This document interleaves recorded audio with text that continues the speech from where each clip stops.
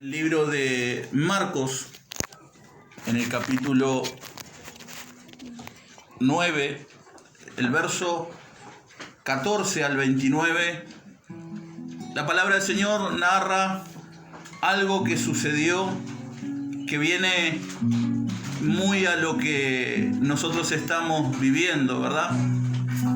Y dice la palabra del Señor que cuando llegó a donde estaban los discípulos, vio una gran multitud, así como la familia Pérez, alrededor de ellos y escribas, y enseguida toda la gente, viéndole, se asombró y corriendo a él lo saludaron. Y él les preguntó: ¿qué disputáis con ellos?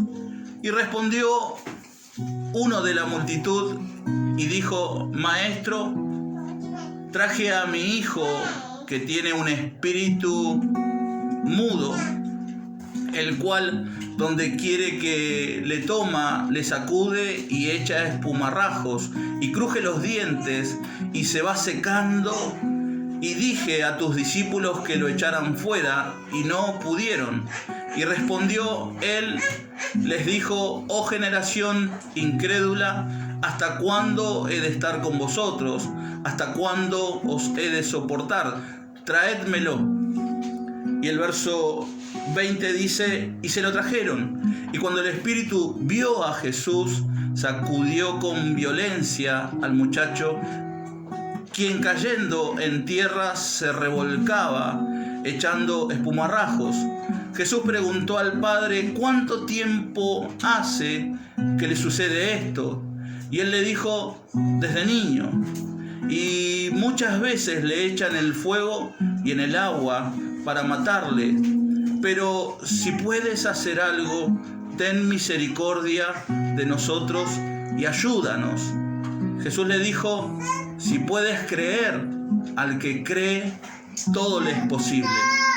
E inmediatamente el padre del muchacho clamó y dijo: creo, ayuda mi incredulidad. Y cuando Jesús vio que la multitud se agolpaba, reprendió al espíritu inmundo, diciéndole: espíritu mudo y sordo, yo te mando, sal de él y no entres más en él. Entonces el espíritu, clamando y sacudiéndole con violencia, salió y él quedó como muerto, de modo que muchos decían: está muerto. Pero Jesús, tomándole de la mano, le enderezó y se levantó. Cuando él entró en casa, sus discípulos le preguntaron aparte: ¿por qué nosotros no pudimos echarle fuera? Y él le dijo: este género no puede salir, sino con oración y ayuno. Y estamos nosotros hoy en medio de un tiempo bastante particular, ¿verdad? Donde yo quiero que nosotros podamos pensar que nuestra fe está siendo puesta a pruebas todos los días, ¿verdad? Y que Dios nos ha dado muchísimas cosas, como las que les dio a los discípulos.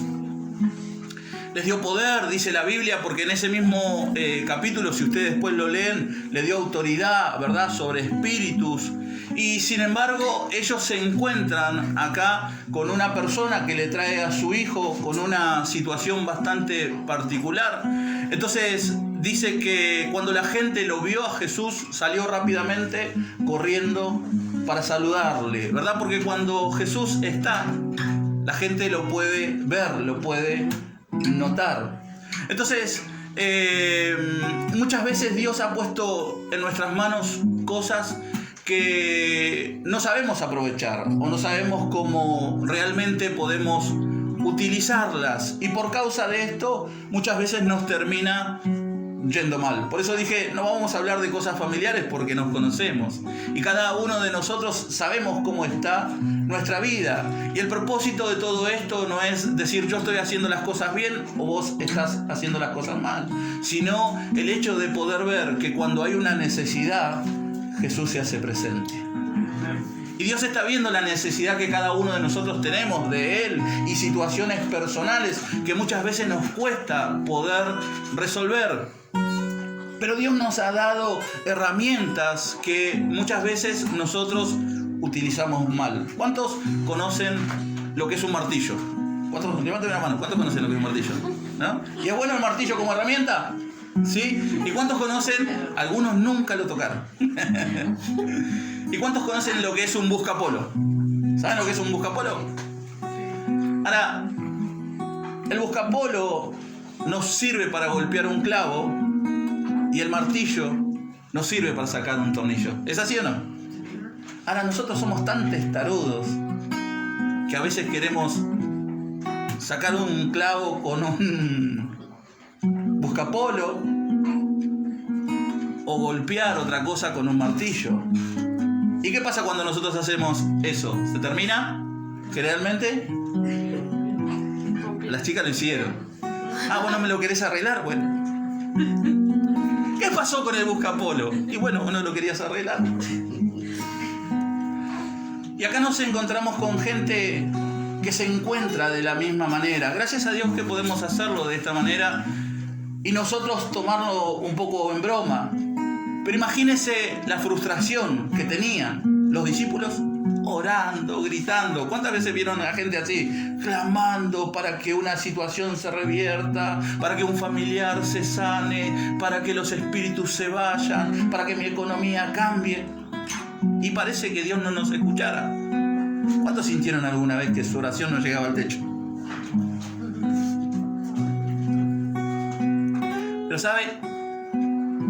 Acá está la respuesta. Dios escucha el clamor de un corazón genuino. Porque más allá de lo que los discípulos no pudieron hacer, Jesús en ese momento no se detuvo a intentar resolver esto. No les llamó la atención a los discípulos delante de todos, como muchas veces hacemos nosotros. Sino que lo que hizo Jesús fue ocuparse de la necesidad que esta familia tenía. Y sabe, se presenta un padre de familia con un corazón sincero, genuino. Y hay algo que a mí me rompió la cabeza. Y es que Jesús le dice, ¿tú crees que yo puedo hacerlo? Y esa es la pregunta que Dios nos hace a cada uno de nosotros. ¿Tú crees que yo puedo cambiar la situación por la que estás atravesando? ¿Tú crees que yo puedo levantarte de ese lugar al cual has caído? ¿Tú crees que yo puedo cambiar tu condición? ¿Tú crees? Y el padre le es genuino y le dice, sí creo, ayuda a mi credulidad. Y él se reconoce un hombre como todos nosotros, donde muchas veces nos ha faltado la fe. Y Jesús le responde y le dice lo mismo que nos dice hoy a nosotros. Yo puedo hacerlo. Ahora, ¿saben por qué Jesús le dice yo puedo hacerlo? Porque Él no se guardó lo que tenía en su corazón. Fue el hecho de creer de que la condición de su hijo nunca iba a cambiar. Imagínese usted ver a su hijo revolcado por un espíritu. Dice, lo tiraba en el agua y lo tiraba en el fuego. Y su hijo echaba espuma por la boca. Una especie de epilepsias.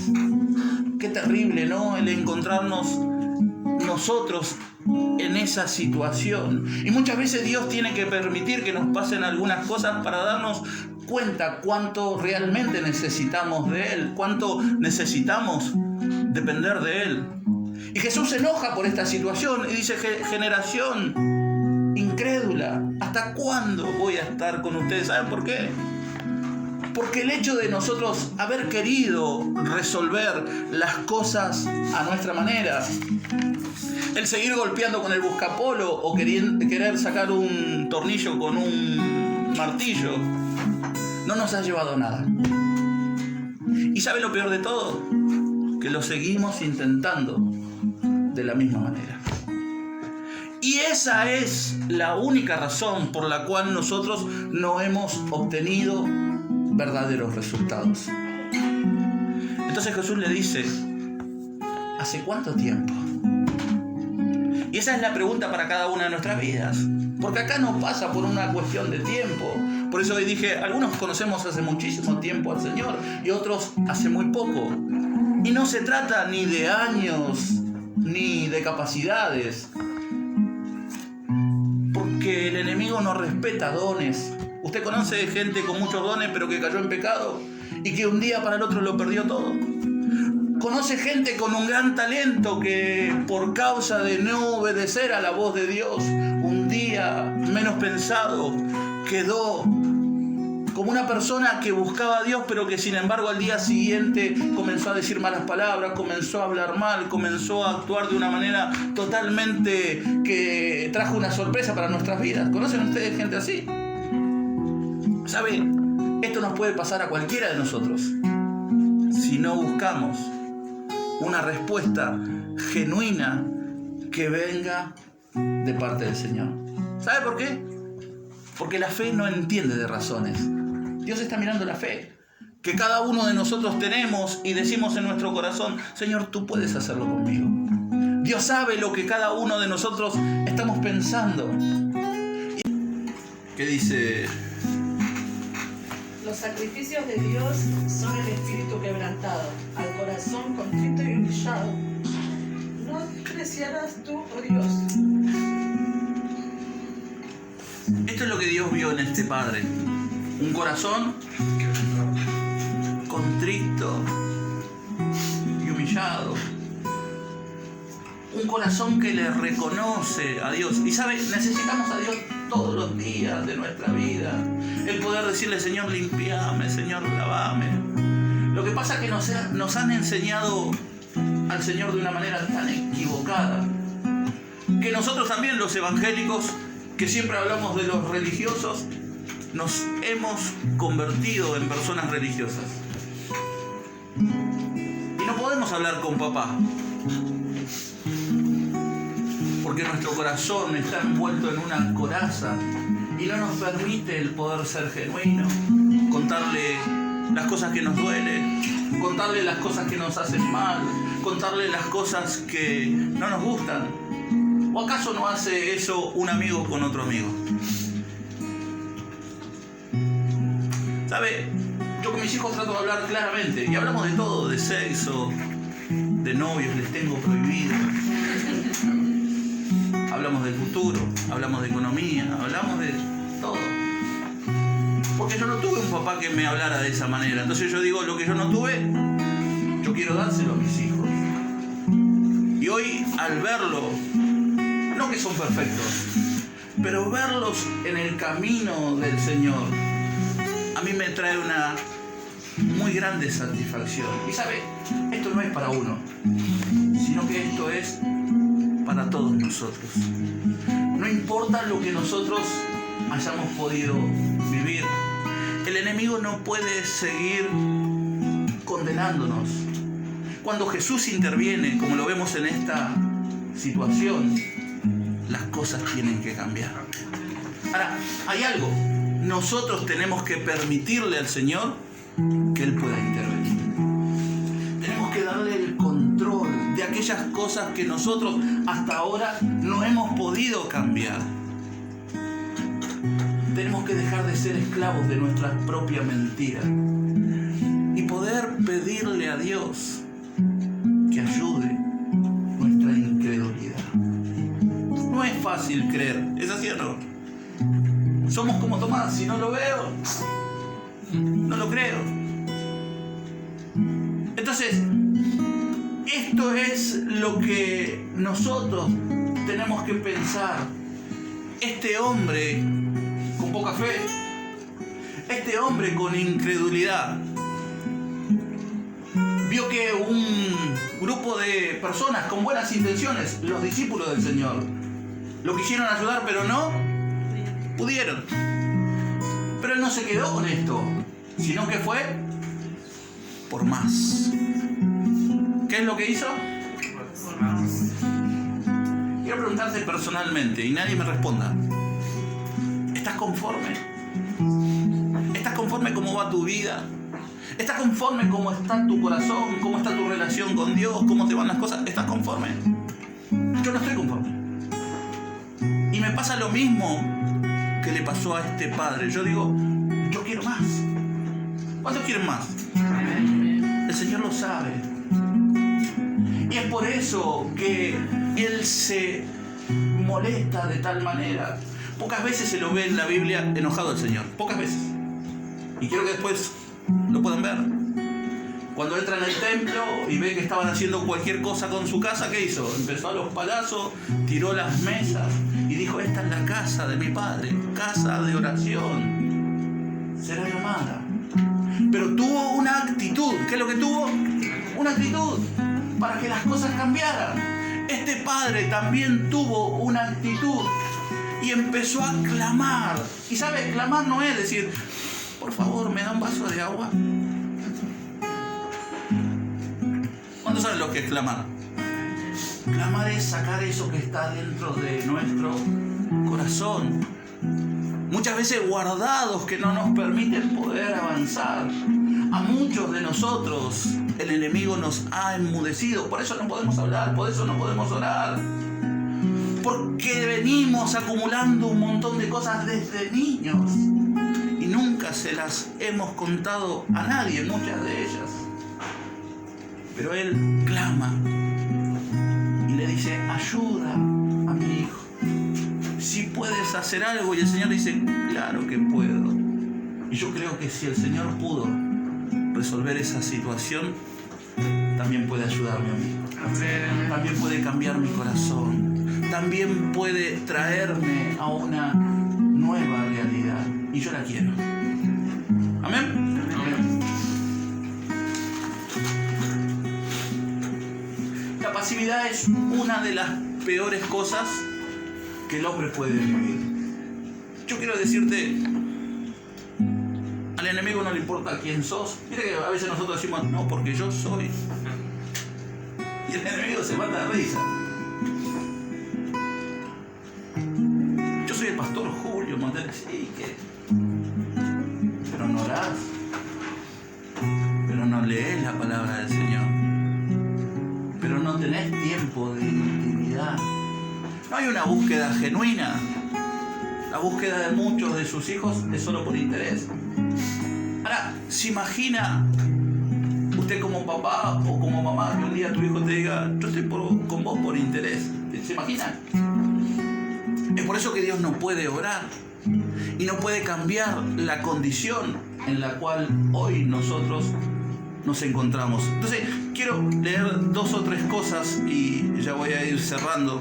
La primera se encuentra en el libro de Romanos, en el capítulo 8.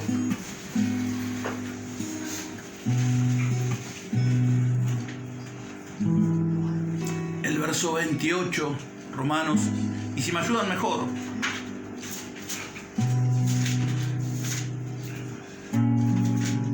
Y otro que busque Santiago 1. Así hacemos un poquito más rápido.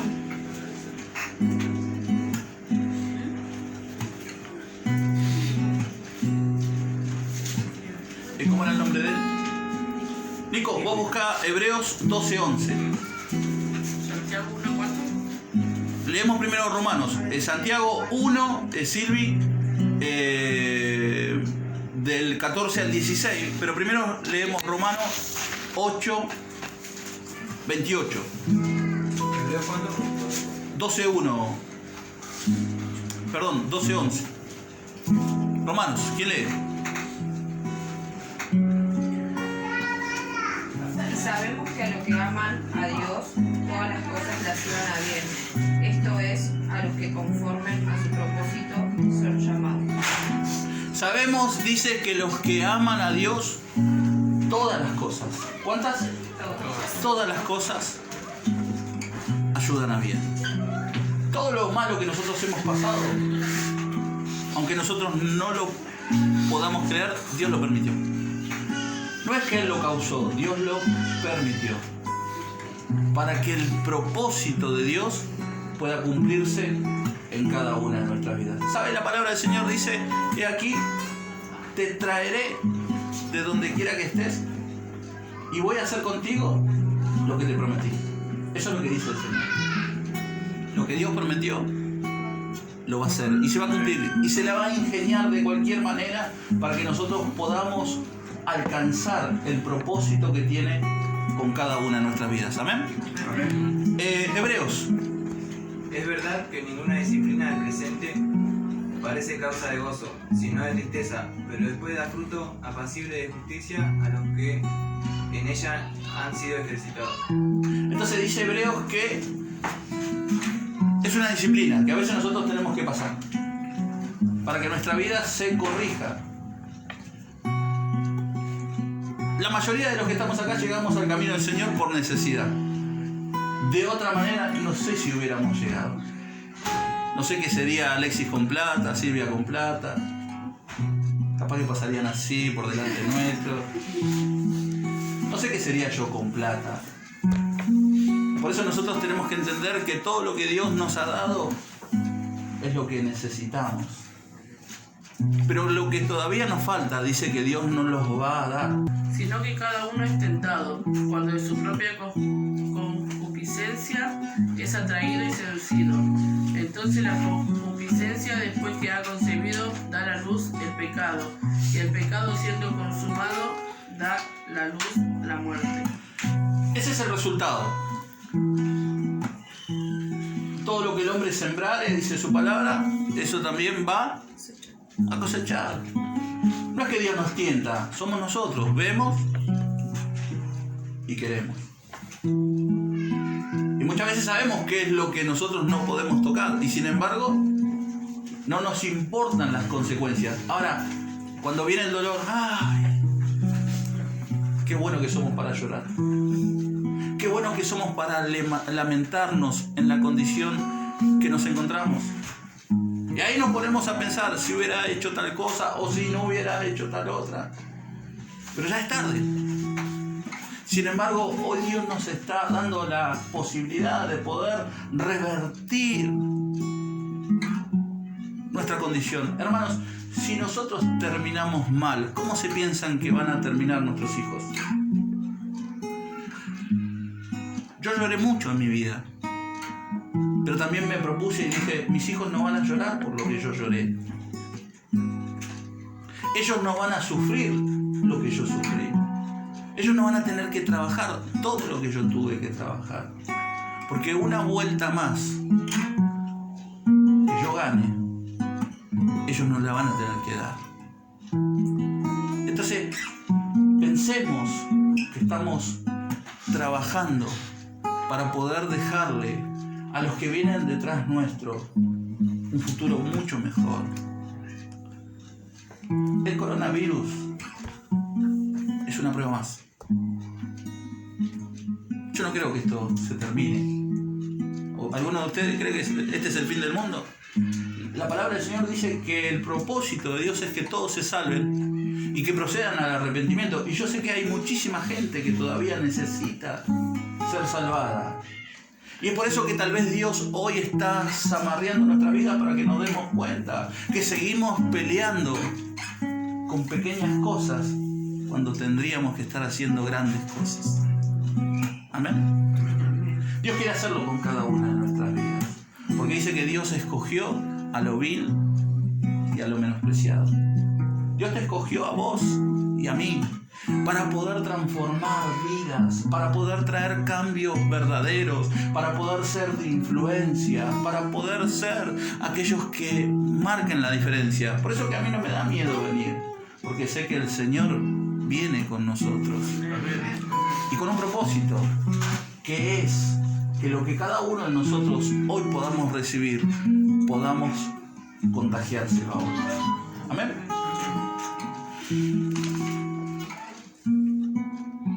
El Salmo 121, ya termino, verso 7. Me salté algunas cosas, pero bueno, no quiero robarle más tiempo. El Salmo 121, el verso 7.